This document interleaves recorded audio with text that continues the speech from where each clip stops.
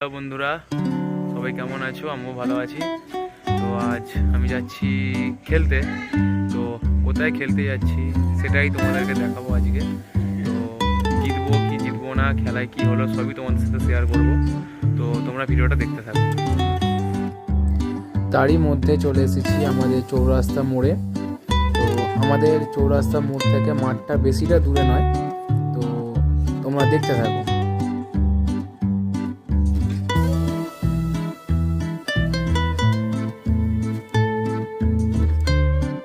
দেখতে দেখতে চলে এলাম কলেজ মোড়। কলেজ মোড় থেকে মাঠটা আমাদের বাইকে যেতে লাগে প্রায় 2 মিনিট। আমার আমতা শহরের কলেজ মোড় খুব একটা পপুলার জায়গা। তোমরা যদি কেউ এসে থাকো অবশ্যই জানিও আমাকে যে এখানে এসেছো। চলো যাওয়া যাক।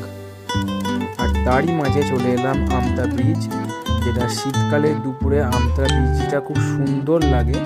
তো আমতা ব্রিজ আমার খুব প্রিয় জায়গা একটা, তাই তোমাদের সাথে এই লোকেশানটা খুব শেয়ার করলাম।